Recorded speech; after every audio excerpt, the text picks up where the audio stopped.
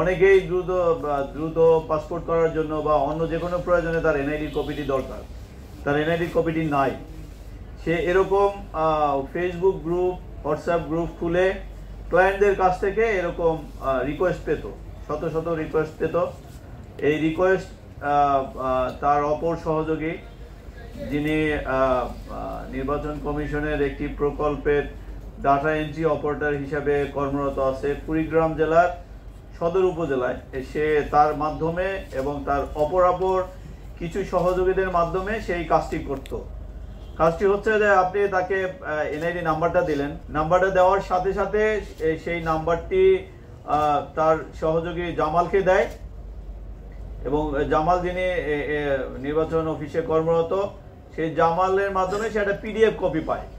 PDF কপিটি তার ডেভেলপকৃত একটা website, যেটা হচ্ছে যে NIDBD.link।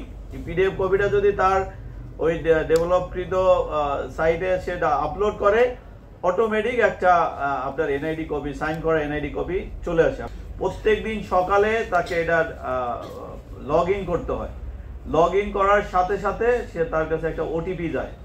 এই ওটিপিটা কিনতে হতো 3000 টাকার বিনিময়ে।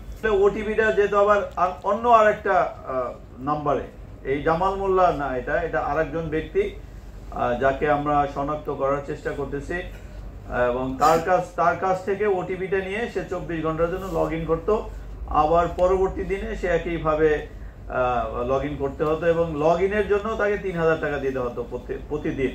এবং সে এইভাবে হারানো এনআইডি এবং অনেক ক্ষেত্রে জাল এনআইডি কপিও তৈরি করতো। আপনারা জানেন যে বিকাশ, নগদ বা অন্য মোবাইল ফিনান্সিয়াল সার্ভিসের অ্যাকাউন্ট ওপেন করার জন্য আপনার এনআইডি বাধ্যতামূলক।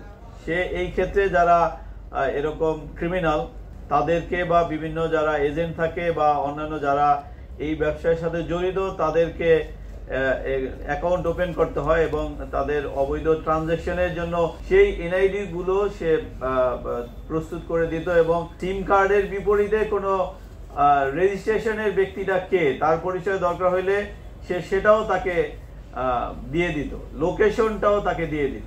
জন্ম নিবন্ধন সার্টিফিকেটও সে একদম হুবহু আকারে। এই ক্ষেত্রেও সে একটি ওয়েবসাইট ডেভেলপ করেছে। তার যে মোবাইল ফিনান্সিয়াল সার্ভিসের অ্যাকাউন্ট অ্যানালাইসিস করে আমরা এখন পর্যন্ত অনেক বিপুল পরিমাণ টাকার লেনদেন পেয়েছি। পাশাপাশি তার এই যে ওয়েবসাইটগুলো আছে সেখানে ফলোয়ার হচ্ছে বা তার সাইটটা ভিজিট করেছে এরকম সংখ্যা 60,000-এরও অধিক। আমাদের টিম দীর্ঘদিন অ্যানালাইসিস করে প্রথমে এই ওয়েবসাইটগুলো শনাক্ত করেছে।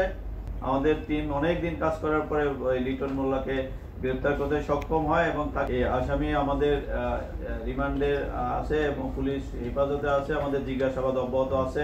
জিজ্ঞাসাবাদে তাৎক্ষণিকভাবে সে এই জামাল মোল্লার কথা বলে এবং জামাল মোল্লা সহ 2 জনের বিরুদ্ধে মামলা হয়েছে। আরো অজ্ঞাতনামা তার যে সহযোগী ছিল তাদেরকে আমরা শনাক্ত করার জন্য তাদেরকে জিজ্ঞাসাবাদ অব্যাহত রেখেছি।